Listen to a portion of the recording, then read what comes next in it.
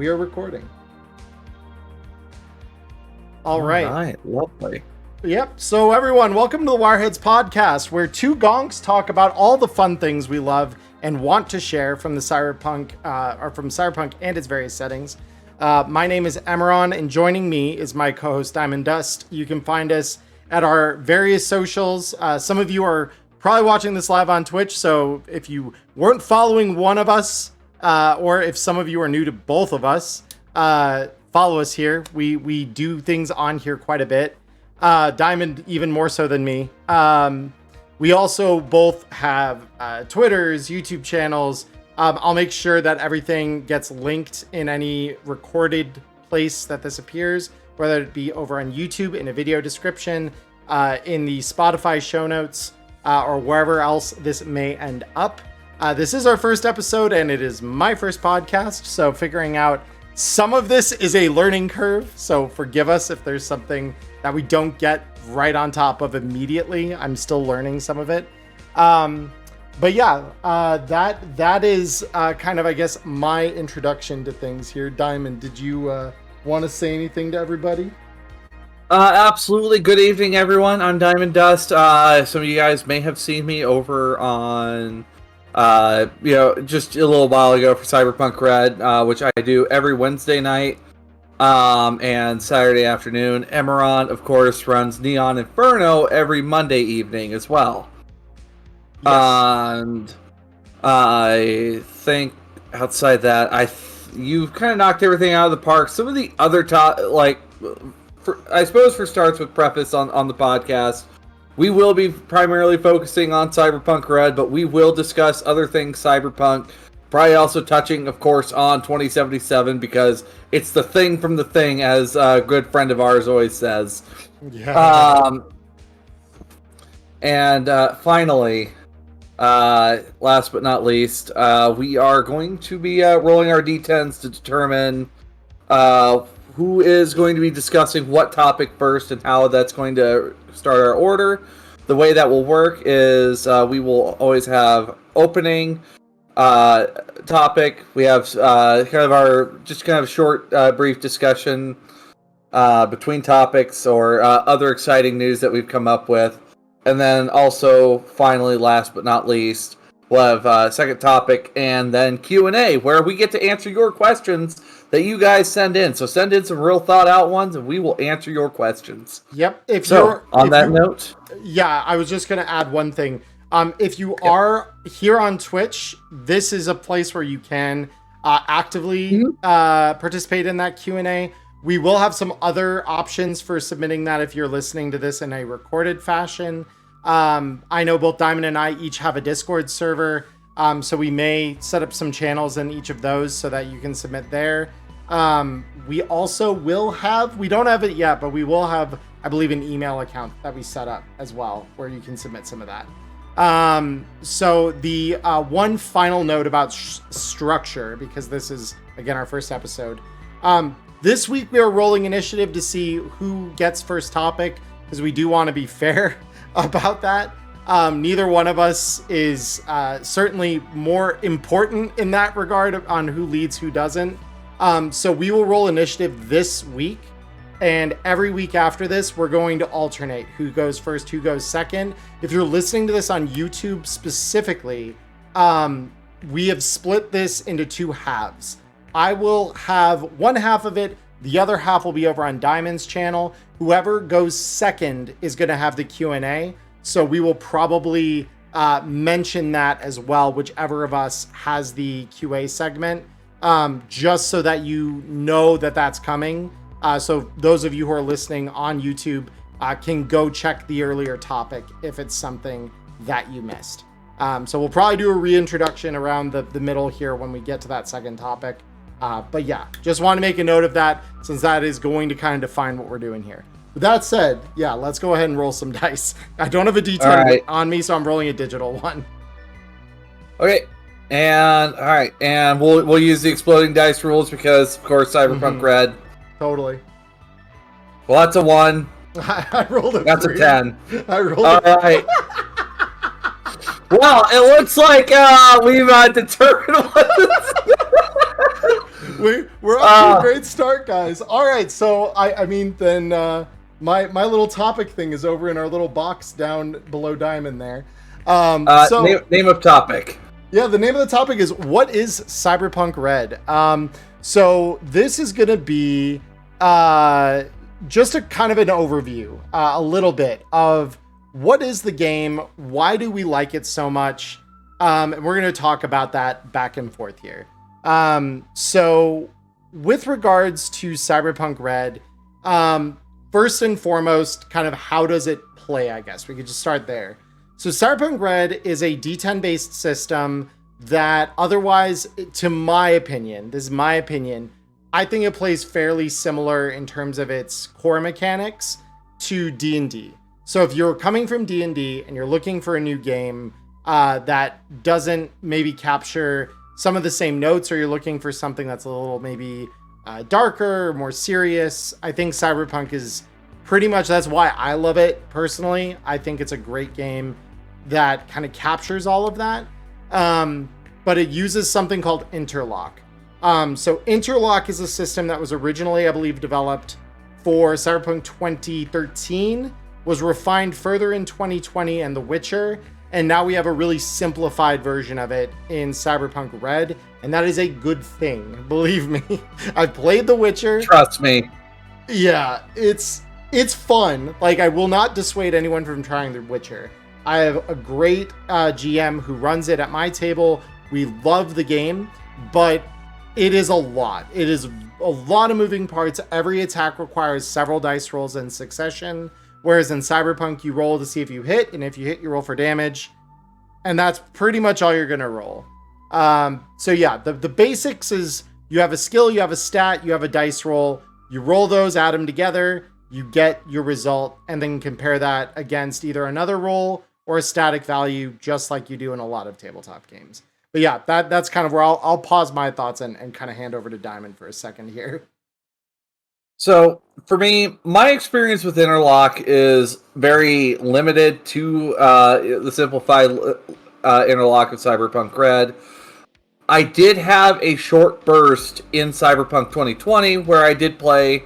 However, me choosing Netrunner, that really quickly was ended due to, well, table preferences, but also understanding Netrunner in 2020 was a very different kind of monster.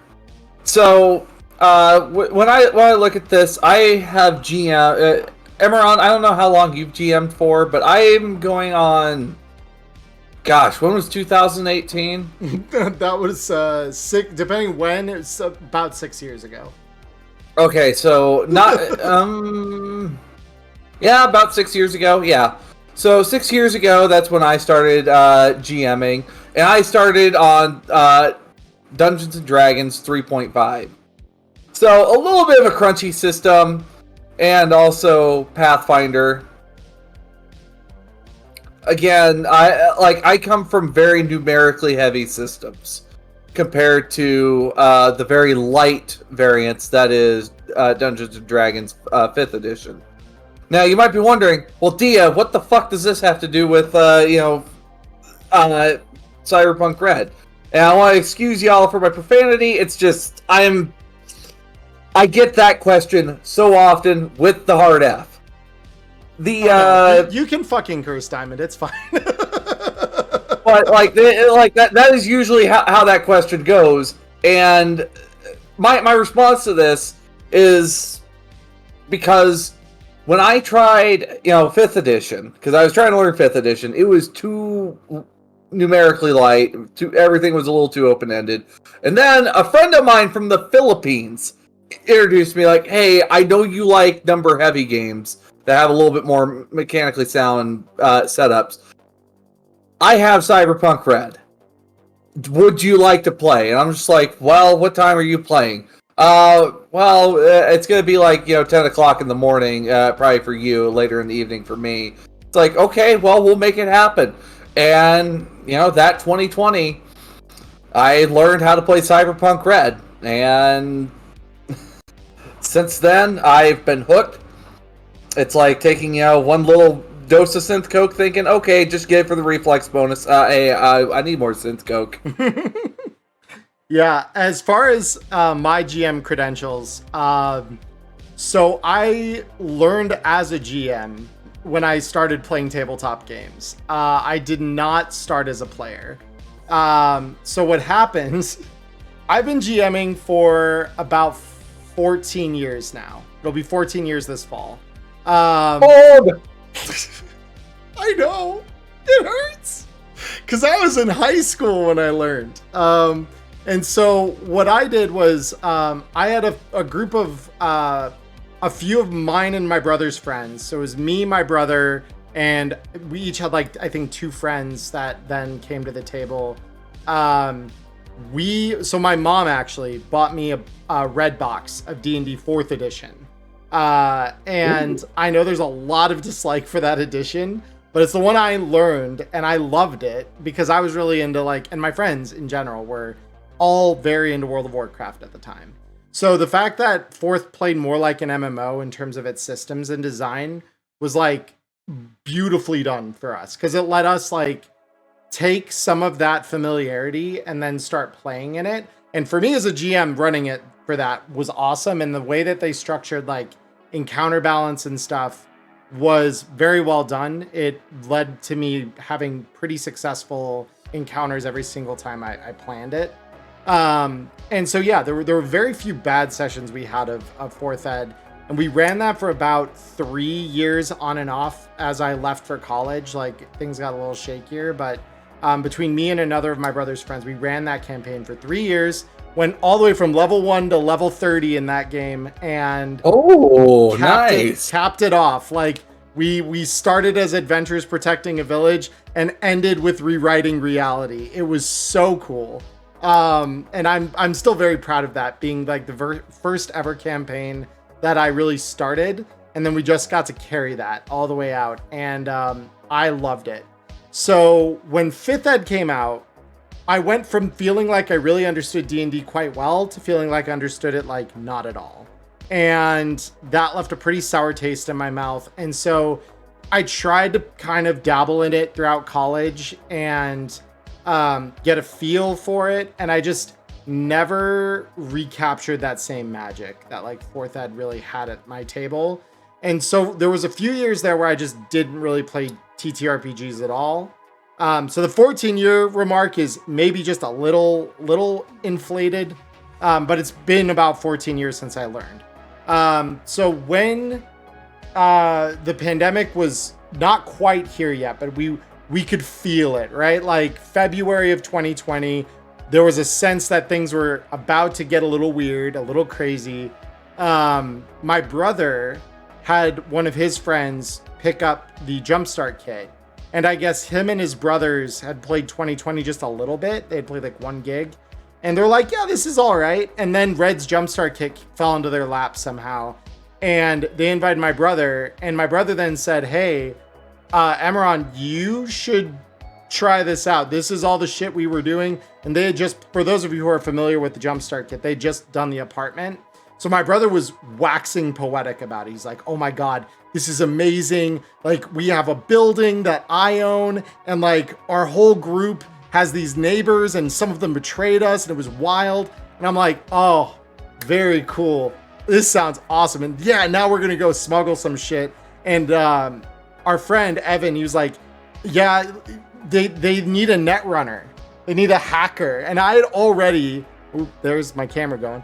I had already learned a little bit about Cyberpunk because I'd heard of Android Netrunner, the card game, because I was a big trading card game player in high school. So for me, it was oh, I could be a hacker. That's all you had to say. And then I joined up, and the rest is pretty much history because I went from 6 months of playing in his campaign to starting my own over the summer. And we just homebrewed any progression rules and stuff since the Jumpstart kit didn't have them. And then when the core rulebook came out, I read up on that and had a release party for 2077 where I started another campaign with some of my friends. And yeah, then the rest is history. And I've been streaming since last year, doing it live. But I've been running the game for it'll be about 4 years in July. that I kind of started really running things in some form. I'm now thinking about it. The Jumpstart kit came out in August of 2019. Mm-hmm. Yep. This August will be 5 years of... We're already coming up on 5 years of Cyberpunk RED! In one form or another. This is something I always tell the new players. If you're interested in the game, the Jumpstart kit, while a very interesting idea, and I don't mean that to like discourage you from getting it eventually, it is not a good representation of the modern design of the game. It had some like what you could almost think of more as like playtest or beta rules that didn't survive to release. So if you play it with the box as it's written, understand that you're playing an early version of the rules. The final version is the core rulebook. The better intro product is actually free. It's Cyberpunk RED Easy Mode. I've talked about it on my streams a lot, but since some of you might be hearing my voice as a podcaster for the first time, that is where I recommend players to start nowadays. Is if you're not sure you like it, you want to get into it, Cyberpunk RED Easy Mode is free on Drive-Thru RPG, which is, yeah, it's just a great supplement. It's like 50-some pages. And I think on that note, I think that we can finally get to a point where we can talk about like the system in its current day. Yes, yeah, I think so. Why don't you kick us off on that? Okay. Well, seeing how this was, originally your topic, but sure. I suppose looking at this system, I view this system through kind of a when I look at like new systems to pick up, I look for how mechanically sound it is. Now, there's other games out there where it's just like, okay, here is a random table, throw dice down the ramp and see what happens. I'm looking over at you, Cyborg. But then you have other games where it's just like, it has to be, very specific numbers to make specific things happen. And that's a little too tight. Cyberpunk RED has a exploding and imploding dice system. Yeah. And for anybody who's wondering what exploding imploding is, we use D10s, D6s, and I don't think there's been used for any other... Well, D100s if you're a GM. Yeah, we've got a couple D100 tables, but I mean, that's just two D10s thrown together. Like, it's... If you have a bunch of polyhedral dice... I'm sorry to say that the D10 is the only true polyhedral dice that gets used. That said, there's some really great D10, D6 dice. This is not a sponsored deal, but something I can soundly recommend of my own experience. Q Workshop, at least up to the time we're recording this, has done all of Cyberpunk RED's dice for our Telsorian games, and all of them are fantastic. They're great quality dice. So I've got a set of red D10s, and they basically use the Cyberpunk's stylized C and P on the high face to denote like if you've hit the max number. And they've pushed out a couple of others. They had a version of them that were in the Cyberpunk 2077 colorways where it's like black numbers on yellow dice, and the ones that come in the Jumpstart kit, because they do have dice if you get the physical copy of that, they are red on black, so it's really nice. All of their dice are great, but yeah, if you need to use polyhedrals, the only ones you really need to have on hand are D10s if you don't already own them. So, and I suppose for anybody who might be wondering, what is exploding dice? So you roll a 10 on your dice. That would be like rolling a natural 20 on the D20. However, in Cyberpunk, you roll a D10, you get to add an extra D10 to your final result. Same goes for imploding. However, you roll a 1, it's like rolling a natural 1. And then finally, when we look over at ones, you roll another D10 and subtract. Sorry, I had someone follow, but of course, feel free to follow. Of course, during this podcast, I'll be more focused on the episode itself. But glad you're here.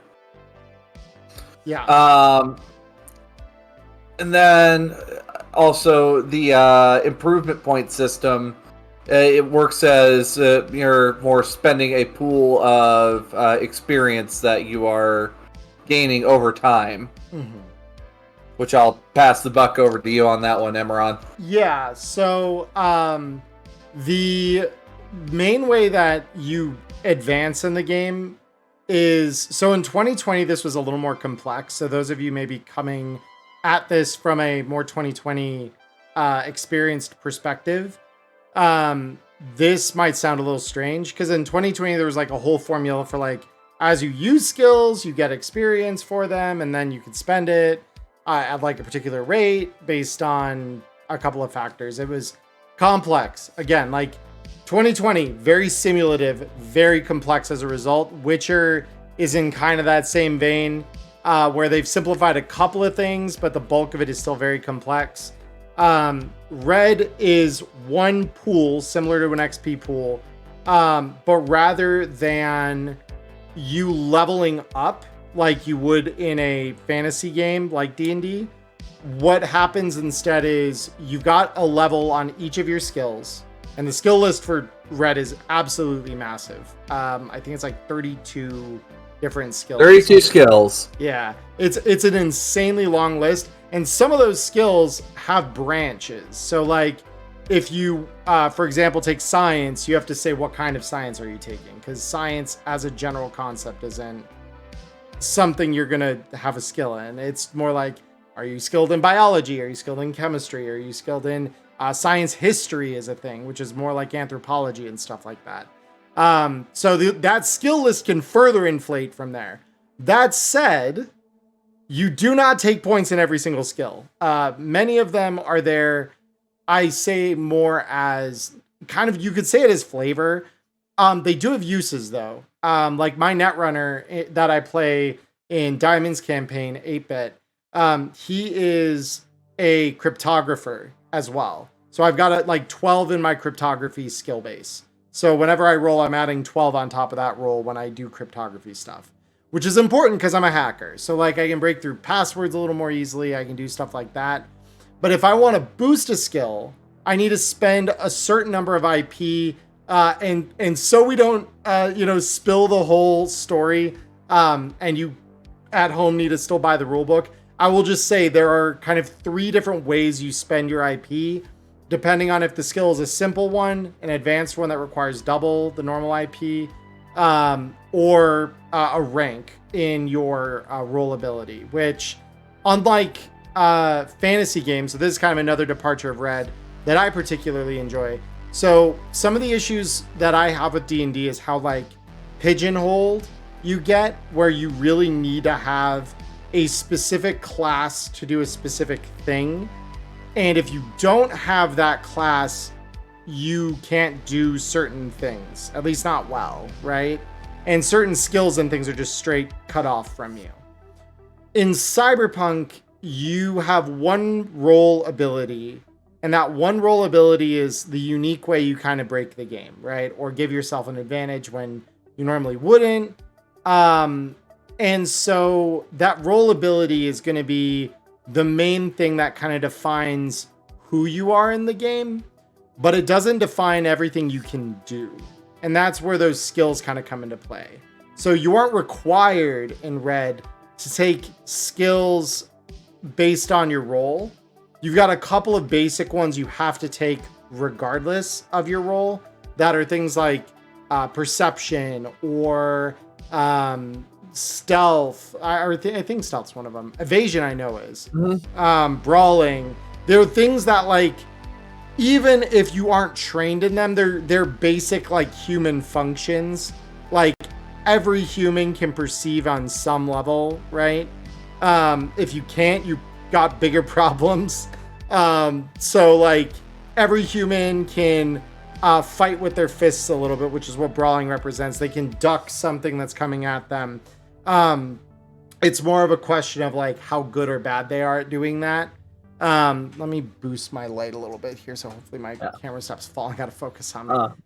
But yeah, just just a moment, I'd seen here from a certain young lady over here in the audience talking about how she's much more a big advocate for classless systems like Savage Worlds and GURPS, which Red, roles, I like.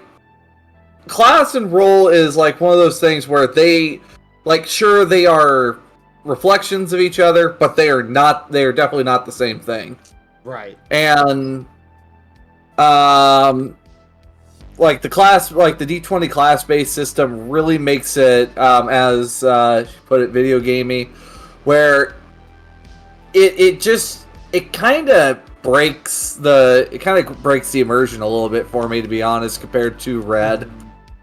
Yeah, and I would agree, and I think my favorite part about the role-based system is that while there's some, and Diamond and I have talked about this on our YouTube channels, so I won't belabor the point too much here in this episode, but when we look at roles, some get a little more love, it feels like, or a little more playtime than others, just because of how they're designed. Whoa! What? Huh? Yeah, Tex. Jealous younger sibling, basically. Tex are one of them. Lawmen are one of the ones on the opposite side of that spectrum, I would argue. Yeah. Unfortunately, solos are probably the quintessential, do you want to be good at fighting with weapons of some kind? You're gonna play a solo then. So yeah, that all kind of filters in. But that said and put aside, you don't need to take skills that inherently support your role most of the time. There are a few exceptions to this, like techs are one of those, where you need certain tech abilities to be good at doing your role. But it's not required that you take them.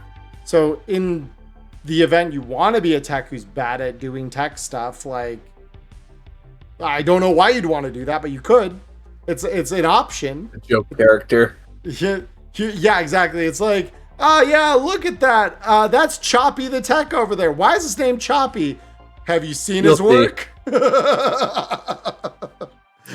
call him shitty because that's too mean. Yeah, we couldn't call him shitty because that's too mean. Yeah, but Choppy, Choppy works. So yeah, you can do some stuff that leaves you less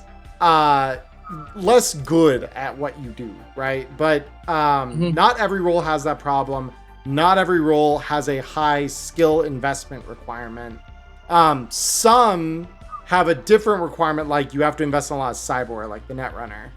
Where your skills are pretty open, but you're gonna suffer pretty heavily from how much cyberware you need installed to do your job to make it even work at its base level. So yeah, that said, that's a big element of what I love about Red, is that this role system, it encourages more realistic characters. It encourages, I think, more creative game design. It encourages more thoughtful characters when we come to the table, but it does not force you to do any particular thing. And if you want a multi-class, there is rules for doing a multi-class, so it's just a lot more difficult to raise your role rank in this. The top rank is 10, for those of you wondering. I was gonna do 1 and 0, and then I did 5 and 5, so 10.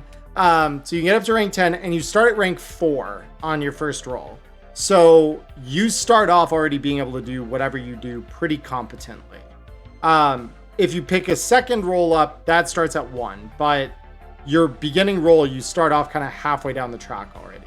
So it kind of helps where you're not feeling totally powerless right out the gate or anything. Yeah. Wouldn't that be a campaign? Where you have to rank up from 1? Yeah, you rank up from 0. You got nothing, Chumba. Ooh. See, there's a part of my there's that like intrusive thought part of my brain that's like, that sounds like that could be kind of interesting. And then there's the logical thinking side of my brain that says, except for the part where you probably die like really, really quick, because you'd be not much better than a booster gang rank like 0. So yeah, I mean, but we should give it a try sometime. Maybe see how that feels. That could be an interesting little experiment.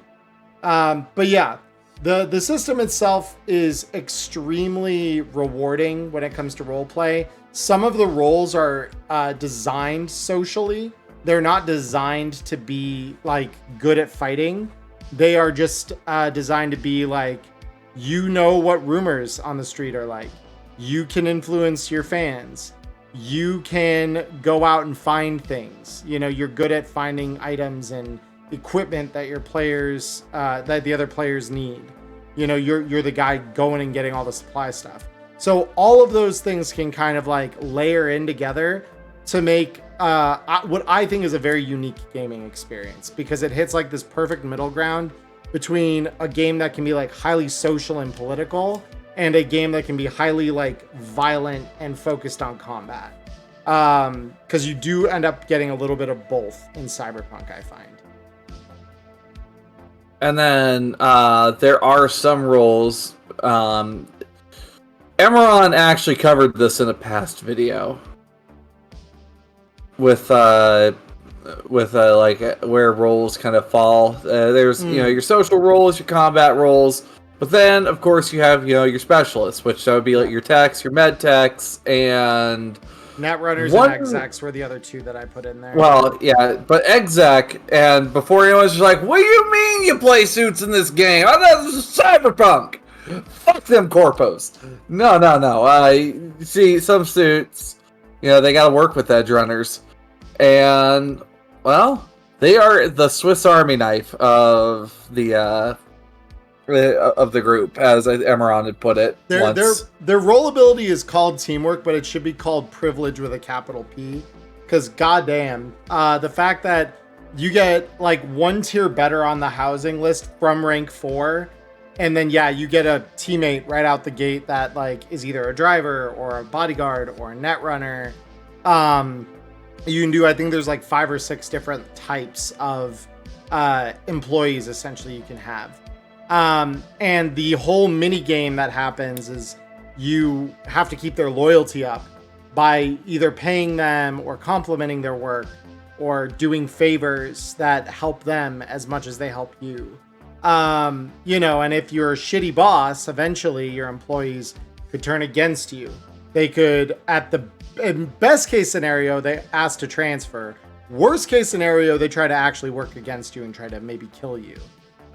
So it's very interesting, and the GM controls your team, not you. So the only character you will ever control is your own player character. Thank you so much. I got food. So hello, Emmer wife. Diamond says hello. She says hello. So yeah, so that said, exec is really interesting. I think when I was new to the game, I definitely had more of an issue with it because I had the same philosophy of like, why would you ever play a fucking corpo suit? Like in a game where you're like Cyberpunk's raising the street and looting shit and shooting at corpos and gangers alike. Like, why would I ever play the corporation in that? And now I play an exec in one of Diamond's campaigns, and like, honestly, it's really fun, and there's more reasons than you think why a suit might hit the street with a crew. Like it's not that unfathomable. It's actually what's meant to be most of the time. Lawman's the one I thought was weird at the start. And that's, yeah, so Logan brings up something in my chat talking about that. And so Lawman is, we can talk a little more about it in Q&A and stuff, but Lawman is a little more weird, but Lawman can also represent like a private investigator, someone who has a very reasonable sort of set of morals and principles as to why they would work with edge runners, you know, where their code of ethics is maybe a little more flexible than your average NCPD beat cop. But even the beat cops have to work with the streets sometimes. You know, they've got a murderer getting away with something and they don't, you know, they want to hunt them down. You still need to go have a crew bust in the right doors and take the guy out. So yeah, there's that. Lady Nightscale, thank you for the follow. I appreciate that. So with that said, I think that's kind of all I want to say on that end of that topic. So I guess next we could talk about a little bit still on this topic. Why would you choose Cyberpunk RED over another system? And I think we've maybe half answered this already, but the reason I would give, and I'm curious to hear Diamond articulate hers as well, but my reason personally is it's approachable enough that you will not feel overwhelmed when you first dive in, especially if you already have experience with a system like Dungeons and Dragons or Pathfinder, because of the way that the skills and stuff work and how similarly that works between the two systems. You will be starting knowing enough that you won't feel completely lost in the weeds. The game still, though, remains complex enough that you do not have to worry about it ever totally being like a pushover thing. You're always going to have a challenge. There's always going to be some level of stakes. And the way that characters are created in the game is honestly one of the most thorough that I've seen in most any game. Like, I can think of very few non-Artelsorian games, tabletops, that have as comprehensive a character creation system that I have played. I know there's some out there like Vampire the Masquerade and stuff like that might, from what I've heard, approach some of the same things, but then but then the way they play on the back end, I've heard also can be a little more intimidating, a little less maybe newbie friendly in certain aspects. All right, just really quick, just because I want to, because Lady Nightskill said the other thing on the subject with Lawman is like, there's definitely an interesting story to tell about the cop with a genuine code who joined the security or law enforcement officers because he was not immune to propaganda, and now he's working against the system from the inside the best he can. It's a fair case too, yeah. Like, you've got the heart of gold lawmen who, when they see how corrupt the system is, might want to lash out against it in subtle ways. That's also very, very possible. Traveler character creation. Well, and it's the thing is, I think one of Mike's earliest games that he tinkered with as like a homebrewer was Traveler. So I don't think it's any surprise that he decided to rip some of the life path stuff from there. But yeah, anyway, Diamond, yeah, I'd love to hear, like, why would you choose Cyberpunk RED over some of the other systems you played? Okay. Oh boy. All right, time for Granny to put her glasses on here. So, all right. It was, oh gosh. So it was that time when 5th edition was, like in full swing. And for me, I was playing Cyberpunk RED at the time, and I was still kind of like on the fence of like, do I fully, bounce over there? Because the thing is, I really like Pathfinder First Edition. Like, I will happily GM another game of Pathfinder First Edition. But I was learning 5th Edition because that's what all the kids were playing nowadays. I say that, and I'm only 25 years old. Like, most of my other peers, like, oh wait, what's 3.5? I'm like, oh goodness. But I had a table of players in 5th edition that, I sat down to run I sat down with one of my favorite 5th edition books, Tales from the Yawning Portal, and I was about ready to run it. I was running a dungeon for them, and it was supposed to be a really hard encounter. But encounter after encounter, it's like, well, my wizard has this feat, plus these levels in this, plus I also have these spells. On top of that, I have this feat from this book that I know you don't have yet, but this is what it says in there. Source, trust me. Sorry, GM, you lose again. I got so sick and tired of it with some of these players that it's just like, there was no challenge. I could not put something in front of my players that was lethal. Yeah. That was like, this will cause you panic. Yeah. This needs to be done now. You can't just wish it away.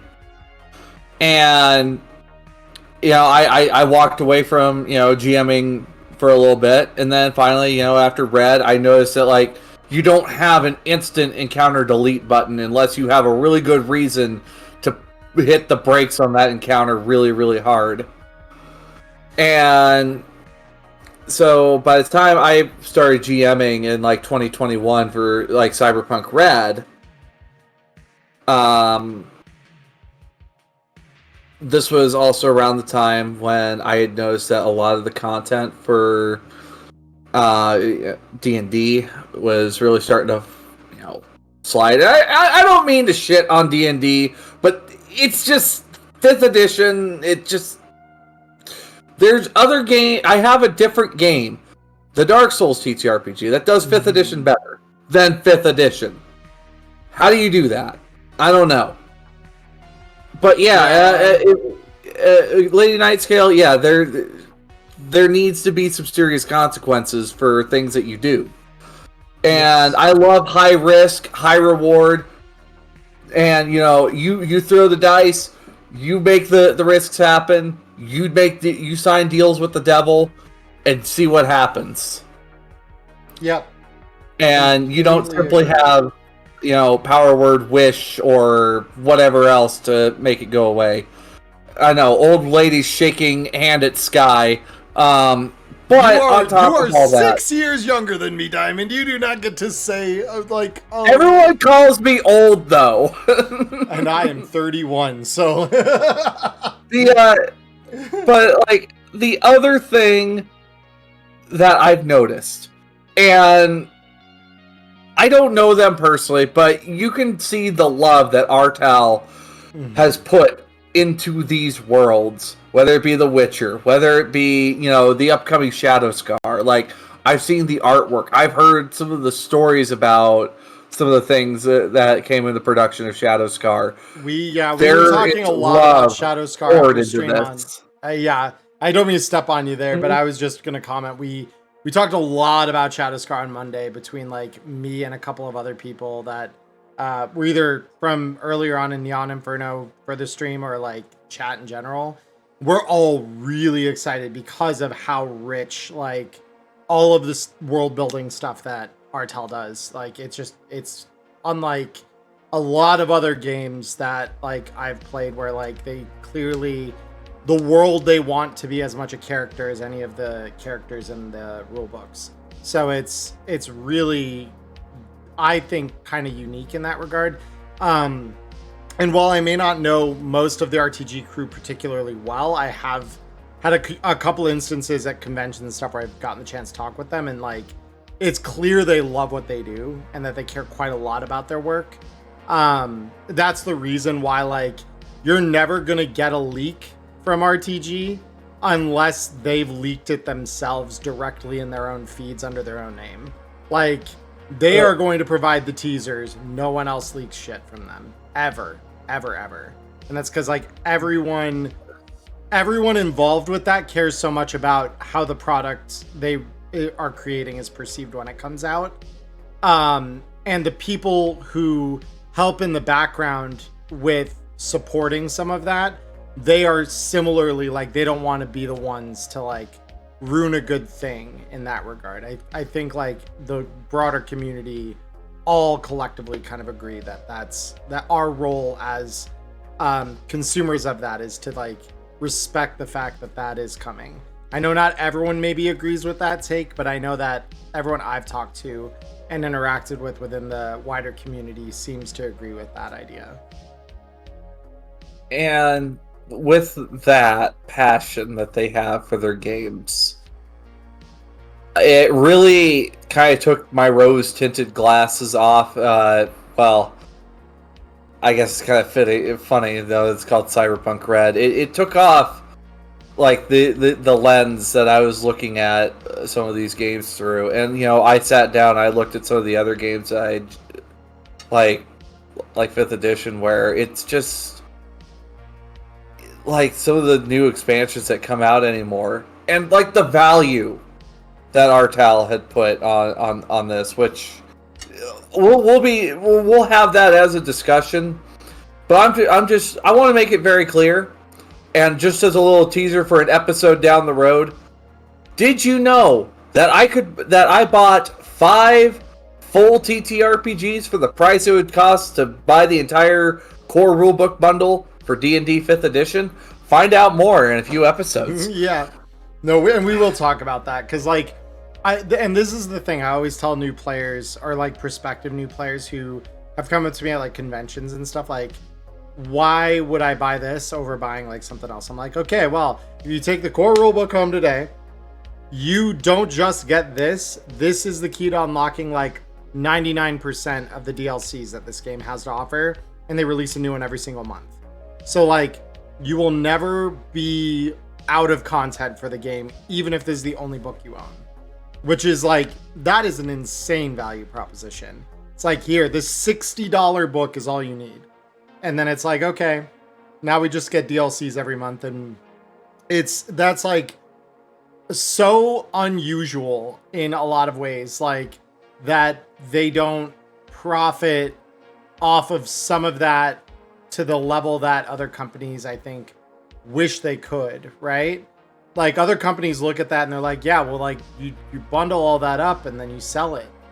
And RTG is like, well, eventually maybe we'll put it in an interface volume and then sell that for the collectors out there. But like, we're not gonna like force people to get these articles for money. We're gonna give them out for free. And then maybe in like a year and a half, they'll be in an interface volume. And it's honestly, yeah, it's the most like easy value proposition from like a tabletop perspective. Like, the only better value proposition that I've seen in a similar game is Merkborg has a free version of their core rules, like entirely free to the public. You could go out to their website, download it right now. It just doesn't have any of the artwork, which is half the reason you would buy the core rulebook to begin with. But if you wanted to buy that, if you just want to try the game, they have their full core rulebook available for free on their website as a text book. So it's like, there's almost no reason to like not get into games like that, where like there's so much free stuff that you could just play. And even Cyberpunk to a lesser degree can do that with easy mode. You get the pre-gens from easy mode, and then you play like Red Chrome Cargo, which is one of the free DLCs, because you technically have the ability to do exactly that. It's actually insane. So, I know we keep talking about Cyberpunk RED. What is Cyberpunk RED? Cyberpunk RED this, Cyberpunk RED that. Now, I suppose, sure, we've been telling you, about some of the mechanics and whatnot. I think we're getting up to, let's see, we're at the hour point. Yeah. Maybe we take a little bit more of a look. The topic I wanted to bring up was, what is the setting of Cyberpunk RED? Yep. So for those of you who are listening on YouTube, this is where my segment is going to come to an end. And we're going to move over to Diamond's channel for the next part of this. So if you want to catch us live, just to close out my end of the video here, we will be live most Wednesdays, I think. The plan is to do this every single Wednesday, but of course, things do happen. Things happen. But we are doing this after Diamond's games on Wednesday night at about 8:30 Pacific right now. And you can kind of figure it out from there. I announced it in my Discord, so if you want to join my Discord, the link will be in the description below, along with all of our other social links. So follow us on our platforms, all of that. But I hope you will join us for the other topic in Q&A over on Diamond's channel here shortly. But yeah, for those of you on Twitch, we are now going to go ahead and move over to that topic. So just be with us. We will be starting that here shortly.